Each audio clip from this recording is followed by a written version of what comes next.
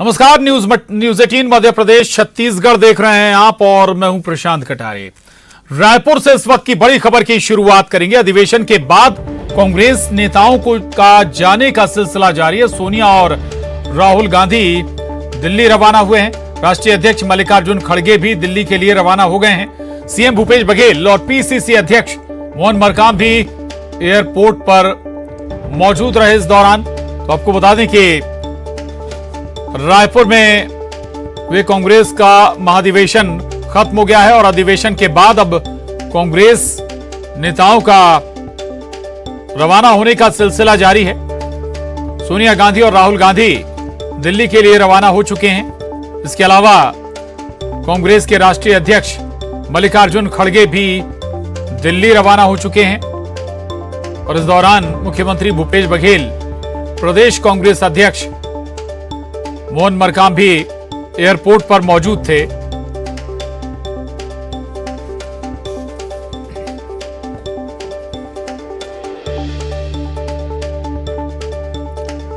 वहीं कांग्रेस अधिवेशन के समापन पर सीएम भूपेश बघेल ने कहा कि राष्ट्रीय अध्यक्ष मल्लिकार्जुन खड़गे ने महाधिवेशन आयोजन की ऐतिहासिक सफलता के लिए मुझे बधाई दी है। इस बधाई के बराबरी के हकदार मंत्रिमंडल के मेरे साथी विधायक, सांसदगण और सभी कार्यकर्ता भी हैं।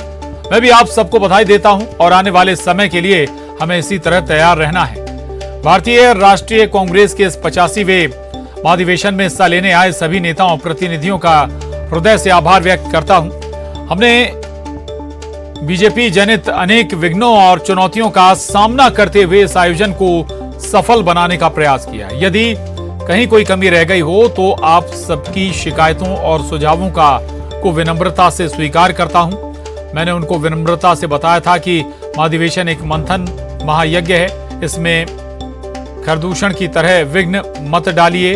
वो नहीं माने, हमारा हौसला कम नहीं हुआ, परिणाम सामने है। कांग्रेस का 85वां महाधिवेशन इतिहास में दर्ज हो गया है। अब लड़ेंगे जीतेंगे से बढ़कर मैं लड़ो और जीतो का संकल्प ले रहा हूं।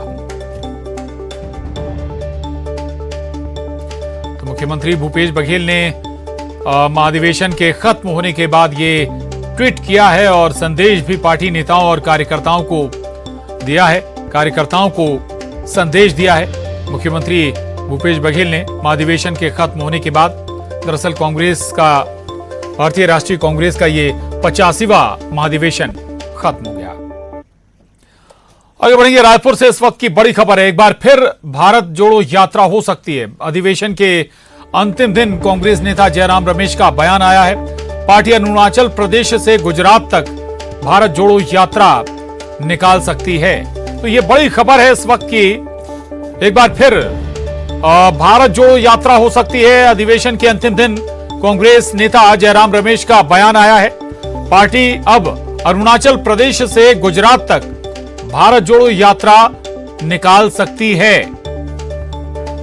जयराम रमेश ने यह बड़ी जानकारी दी है, बड़ा बयान दिया है कि एक बार फिर से भारत जोड़ो यात्रा कांग्रेस निकाल सकती है और इस बार जो रूट होगा वो अरुणाचल प्रदेश से लेकर गुजरात तक हो सकता है, यानी कि एक छोर से, देश के एक छोर से दूसरे छोर तक। और अभी कन्याकुमारी से कश्मीर तक भारत जोड़ो यात्रा राहुल गांधी के नेतृत्व में कांग्रेस ने निकाली है और अब एक बार फिर से भारत जोड़ो यात्रा कांग्रेस निकाल सकती है और ये नया रूट हो सकता है अरुणाचल प्रदेश से गुजरात तक। तो यानी कि देश का एक छोर और इसके बाद गुजरात तक ये दूसरा चरण भारत जोड़ो यात्रा का हो सकता है। ये बड़ी खबर इस वक्त की रायपुर से। महाधिवेशन, कांग्रेस का महाधिवेशन 85वां ये महाधिवेशन था जो खत्म हो गया। इसके बाद वरिष्ठ नेता कांग्रेस के जयराम रमेश ने यह जानकारी दी है। बताया उन्होंने कि एक बार फिर से भारत जोड़ो यात्रा कांग्रेस निकाल सकती है। न्यूज 18 संवाददाता ममता लांजेवार हमारे साथ जुड़ गई हैं। ममता, कई मामलों के लिए महाधिवेशन ऐतिहासिक बन गया, लेकिन ये एक नई जानकारी, एक बार फिर भारत जोड़ो यात्रा की जानकारी कांग्रेस देती नजर आ रही है। बिल्कुल, देखिए अरुणाचल प्रदेश से गुजरात तक के ये भारत जोड़ो यात्रा जो है वो निकालेगी। और पहले अगर हम बात करें तो जो यात्रा निकाली गई थी उससे इतर जो रूट है वो होगा। और इसके जरिए आज अगर हम बात करें तो कांग्रेस का जो 3 दिन का राष्ट्रीय महाधिवेशन हुआ है और उसमें 6 जो प्रस्ताव पारित हुए हैं, कहीं ना कहीं वो संदेश भी लोगों तक के पहुंचाने की कोशिश होगी। और अगर हम बात करें तो वो जो कई ऐसे इश्यूज हैं, चूंकि चुनाव भी पास आएंगे और करीबन 6 महीने बाद छत्तीसगढ़ के भी चुनाव हैं, 9 राज्यों के विधानसभा चुनाव हैं और लोकसभा के चुनाव भी हैं। तो जाहिर तौर पर इस यात्रा के जरिए जो है उन वोटर से भी जुड़ने की, इस यात्रा के जरिए जो है तमाम वोटर्स को तक के वो संदेश भी पहुंचाने की कोशिश की जाएगी। जो कांग्रेस ने भी अपने प्रस्ताव पारित किए हैं और पार्टी जिन लाइन और लेंथ को लेकर चलेगी, तो कहीं ना कहीं राहुल गांधी जो है जो पहली भारत जोड़ो यात्रा है उसकी सफलता कांग्रेस ने देखी है और कांग्रेस ये मान करके चल रही है कि पूरी तरह सफल हुई है। और जो एक राहुल गांधी को लेकर अगर हम बात करें कि वो जो कांग्रेस पार्टी करना चाहती थी, एक इमेज भी उनको बनाना चाहती थी मजबूत चेहरे के तौर पे, तो कहीं ना कहीं वो संदेश भी गया है। और यही वजह है कि अब अरुणाचल से गुजरात तक की ये यात्रा शुरू होगी। बिल्कुल बिल्कुल, एक नया प्लान कांग्रेस तैयार कर रही है और दोबारा भारत जोड़ो यात्रा करने की तैयारी कांग्रेस की। आगे बढ़ेंगे। कांग्रेस के 85वें अधिवेशन के अंतिम दिन राहुल गांधी ने पार्टी नेताओं को संबोधित किया। राहुल ने अपने भाषण की शुरुआत भारत जोड़ो यात्रा से की। राहुल गांधी ने कहा कि 4 महीने कन्याकुमारी से श्रीनगर तक भारत जोड़ो यात्रा हमने की। वीडियो में आपने हमारा चेहरा देखा होगा। हमारे साथ लाखों लोग चले, गर्मी में बारिश में एक साथ चले। भारत जोड़ो यात्रा से बहुत कुछ सीखने को मिला। राहुल गांधी ने कहा कि 52 साल हो गए, मेरे पास घर नहीं है। उन्होंने बीजेपी और आरएसएस पर जमकर हमला बोला। राहुल गांधी ने कहा कि आरएसएस और बीजेपी सत्याग्रही नहीं सत्ताग्राही है। वहीं कश्मीर में झंडा फहराने के पीएम के बयान पर भी राहुल गांधी ने तंज कसा और कहा कि मोदी ने 15-20 लोगों के साथ जाकर लाल चौक पर तिरंगा फहराया। हमने लाखों कश्मीरी युवाओं के हाथों से तिरंगा फहराया।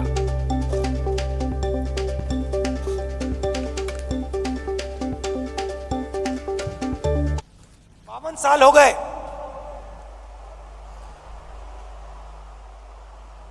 मेरे पास घर नहीं है, आज तक घर नहीं है। और हमारे परिवार का जो घर है वो इलाहाबाद में है, वो भी हमारा घर नहीं है। पूरे कश्मीर में अनंतनाग, पुलवामा, जिसको टेररिस्ट इन्फेक्टेड डिस्ट्रिक्ट कहा जाता है, हर डिस्ट्रिक्ट में पहाड़ों पे, सड़क पे, आगे पीछे तिरंगा। किसके हाथ में? कश्मीरी युवाओं के हाथ में।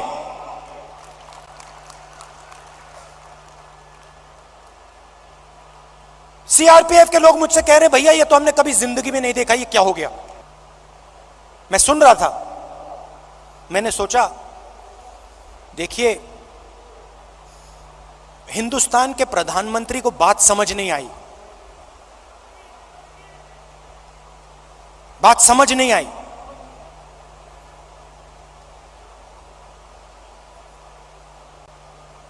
नरेंद्र मोदी जी ने बीजेपी के 15-20 लोगों के साथ जाकर लाल चौक पे तिरंगा फहराया। भारत जोड़ो यात्रा ने लाखों कश्मीरी युवाओं के हाथ से तिरंगा फहराया। सत्य के रास्ते को कभी मत छोड़ो। इनके लिए एक नया शब्द है, आरएसएस बीजेपी वालों के लिए, हम है सत्याग्राही, वो है सत्ताग्राही। ये सत्ता के लिए कुछ भी कर लेंगे, ये किसी से भी मिल जाएंगे, किसी के सामने झुक जाएंगे सत्ता के लिए। ये इनकी सच्चाई है। और कांग्रेस के अधिवेशन के अंतिम दिन मुख्यमंत्री भूपेश बघेल ने न्यूज 18 से एक्सक्लूसिव बातचीत की। उन्होंने कहा कि अधिवेशन 2023 और 2024 लोकसभा चुनाव के लिए रोडमैप तैयार करने वाला रहा। वहीं सोनिया गांधी के संन्यास लेने की घोषणा पर सीएम भूपेश बघेल ने कहा कि उनका आशीर्वाद हमेशा बना रहना चाहिए। मुख्यमंत्री भूपेश बघेल हमारे साथ मौजूद है। कांग्रेस का राष्ट्रीय अधिवेशन समापन भी हो जाएगा सर, और क्या महसूस देखते हुए कैसा? ये 24, 25, 26 3 दिन का महाधिवेशन, पहले तो शंका थी कि हम लोग कर पाएंगे नहीं कर पाएंगे, क्योंकि पहली बार हो रहा था, हमारा हम सबका पहला अनुभव था। लेकिन हमारी जो साथी हैं, जो टीम वर्क है वो, और सबसे बड़ी बात यह है खड़गे जी, सोनिया जी, राहुल जी का आशीर्वाद, और सभी प्रदेश से जो हमारे परिवार के सदस्य आए थे उनका बड़ा सहयोग मिला, इस कारण सफल हो पाया। सर कई बार कहते हैं कुछ चीजें होती है वो अच्छे के लिए होती है। ईडी के जो छापे पड़े उसके बाद ये सवाल उठ रहा था कि कैसे होगा अधिवेशन। कल जो है मल्लिकार्जुन खड़गे ने आपका एग्जाम्पल देते हुए बताया, एक तरह से पूरे देश के सामने आपको नजीर की तरह रख दिया कि कैसे जो है मुकाबला करना है, उसको किस तरह से। इतिहास आप देखेंगे, जब भी कोई बड़ा काम लेके निकले हैं तो बहुत सारी परेशानियां, बहुत सारी रुकावटें आई है, लेकिन वो सफल हुए हैं। तो हम अपने महापुरुषों के रास्ते में चलते हुए जितनी भी बाधाएं हैं उसको परवाह न करते हुए, सामना करते हुए हम आगे बढ़े, सफल हुए। आपके जो कई प्रोजेक्ट है उसकी काफी तारीफ हुई है। प्रस्ताव पे जो भूमिहर खेती मजदूर न्याय योजना हो या अलग अलग न्याय योजना हो, क्या आपको लगता है कि एक बार फिर से जो है हाईकमान कांग्रेस का आइडियोलॉजी है, ये सोनिया जी, मनमोहन सिंह का आइडियोलॉजी है, और छत्तीसगढ़ है और राहुल जी के जो संदेश उसको लेके चल रही है, उसमें सफल हुए। 2023 और 24 की दिशा और दशा तय करने वाला रहा यह अधिवेशन। बिल्कुल। कल सोनिया गांधी जी को लेकर ये कहा जाता है, क्या वो संन्यास लेंगे इसको लेकर? भाषण का जो मतलब उनका हमेशा आशीर्वाद हमको चाहिए। वो संन्यास ले न ले इससे हमको कोई मतलब नहीं, लेकिन सोनिया जी के बिना, सोनिया जी के आशीर्वाद के बिना, उसके मार्गदर्शन के बिना हम लोग अपने आप को, मैं समझता हूँ उसके बिना हम लोग अपने आप कल्पना नहीं कर पाते। तो ये है मुख्यमंत्री भूपेश बघेल, और उन्होंने न्यूज 18 से खास बातचीत की और बताया कि किस तरीके से जो है वो ये जो राष्ट्रीय महाधिवेशन है वो 2023 और 24 की दिशा और दशा तय करने के लिए रहा, और इसमें छत्तीसगढ़ की भूमिका महत्वपूर्ण रही क्योंकि यहाँ पर आयोजन हुआ। दूसरी बात, अगर हम बात करें सोनिया गांधी के भाषण के बाद में ये कहा जा रहा था क्या वो राजनीतिक जीवन से संन्यास ले रही है, इस पर उन्होंने कहा कि उनका आशीर्वाद हमेशा बने रहना चाहिए, उनके बगैर कांग्रेस की कल्पना नहीं की जा सकती। कैमरा पर्सन राजेंद्र के साथ ममता नांदेवाल, न्यूज 18 छत्तीसगढ़, रायपुर। और बड़ी खबर दिल्ली से है, जहां दिल्ली के डिप्टी सीएम मनीष सिसोदिया गिरफ्तार हो गए हैं। 8 घंटे की लंबी पूछताछ के बाद मनीष सिसोदिया को गिरफ्तार किया गया है। शराब घोटाला केस में मनीष सिसोदिया की गिरफ्तारी हुई है, ये बड़ी खबर है। और दिल्ली से मनीष सिसोदिया दिल्ली के डिप्टी सीएम है। 8 घंटे की पूछताछ के बाद उन्हें गिरफ्तार कर लिया गया। शंकर आनंद दिल्ली से, न्यूज 18।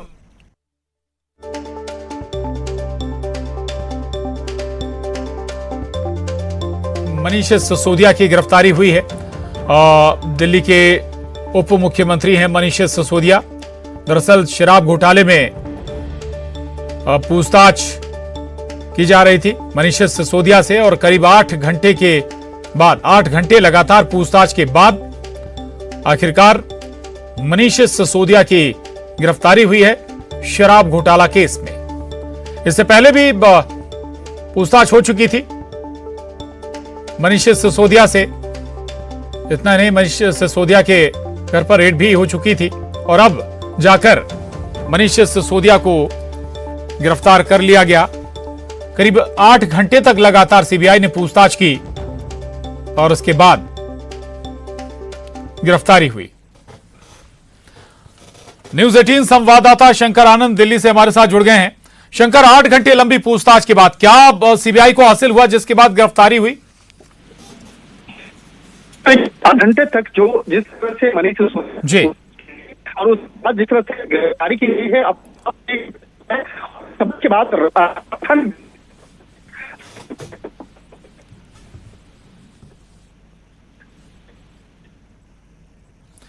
चलिए, शंकर की आवाज हम तक साफ तरीके से नहीं पहुंच पा रही। हम दोबारा शंकर से जुड़ने की कोशिश करेंगे, लेकिन दिल्ली के डिप्टी सीएम उप मुख्यमंत्री मनीष सिसोदिया गिरफ्तार कर लिए गए। दरअसल 8 घंटे तक लगातार सीबीआई ने मनीष सिसोदिया से पूछताछ की और उसके बाद मनीष सिसोदिया को गिरफ्तार कर लिया। और एक बार फिर खबर छत्तीसगढ़ से। अधिवेशन के समापन के बाद रायपुर के जोरा में कांग्रेस की रैली हुई। हाथ जोड़ो जनसभा को पार्टी के दिग्गजों ने रैली को संबोधित किया। प्रियंका गांधी, सीएम भूपेश बघेल और पार्टी अध्यक्ष मल्लिकार्जुन खड़गे ने कार्यकर्ताओं को संबोधित करते हुए बीजेपी पर जमकर हमला बोला। मल्लिकार्जुन खड़गे ने कहा कि मैं छत्तीसगढ़ के लोगों को बहुत बहुत धन्यवाद देता हूं, क्योंकि आपने इतना शानदार महाधिवेशन आयोजित किया।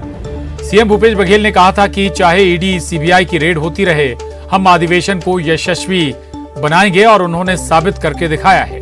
प्रियंका गांधी ने कहा कि छत्तीसगढ़ की सरकार और आपके मुख्यमंत्री भूपेश बघेल छत्तीसगढ़ का स्वाभिमान और छत्तीसगढ़ की शान पूरे देश में फैला रहे हैं, इसलिए यहां पर ईडी और आईटी के छापे पड़ रहे हैं।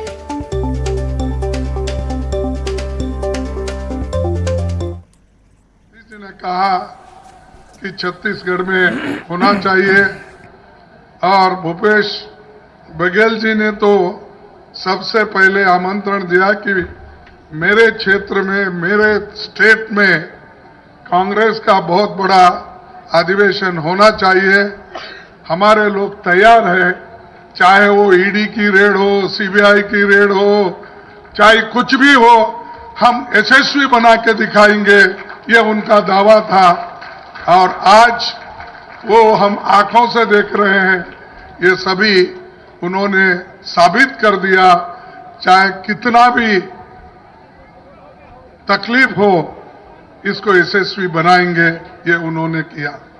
ई रायपुर जेन में सम्मेलन हुई, वही जगह राहुल गांधी जी आयरी से वही किसान मन के ऋण माफी के चेक बांटे के काम करीस और राहुल जी 2500 रुपया दे के बात करे रही से, लेकिन आज किसान मन ले साल जन धान बेचे हो वो 2640 रुपया और अगले साल जब चुनाव होई 150 समर्थन मूल्य होई ते समय 2800 रुपया होई। हमन वादा 2500 करे रहे, लेकिन मिला 2800, मिली 2800। ये कांग्रेस के सरकार गोधन न्याय योजना, राजीव गांधी किसान न्याय योजना, राजीव गांधी भूमिहीन श्रमिक न्याय योजना देश में कोनो जगह लागू नहीं हो, जन यहाँ लागू है। आपने सुना होगा, अखबारों में पढ़ा होगा कि कुछ समय से यहाँ पे छत्तीसगढ़ की सरकार पे छापे लग रहे हैं, ईडी के, इनकम टैक्स के, तमाम हमारे नेताओं पे, हमारे कार्यकर्ताओं पर दबाव डालने की कोशिश हो रही है। ये क्यों हो रही है? मेरी समझ में ये इसलिए हो रही है कि यहाँ की सरकार, यहाँ के मुख्यमंत्री छत्तीसगढ़ का स्वाभिमान, छत्तीसगढ़ की शान पूरे देश भर में फैला रहे हैं।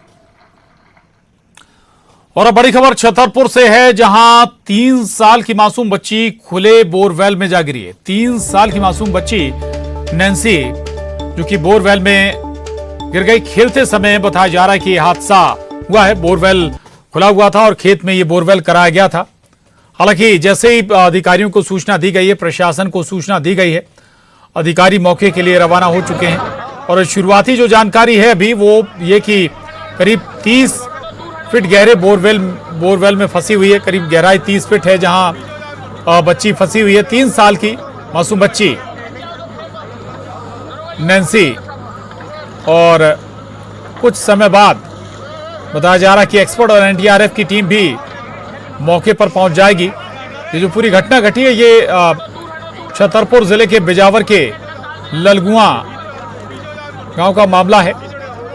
खेत में ही ये बोरवेल खुदवाया गया था जिसमें बच्ची जा गिरी। और एक तरफ जेसीबी से खुदाई शुरू हो चुकी है, ये तस्वीरें देख रहे हैं आप। पैरेलल खुदाई शुरू की गई है जेसीबी से और अभी भी बच्ची की आवाजें लोगों तक पहुंच रही हैं। बच्ची से संपर्क साधने की भी कोशिशें बताया जा रहा हो रही हैं। और जैसा कि बताया जा रहा है कि करीब 30 फीट की गहराई पर बच्ची फंसी हुई है। खेलते समय यह हादसा पेश आया है। छतरपुर जिले के बिजावर के ललगुआ का ये मामला है।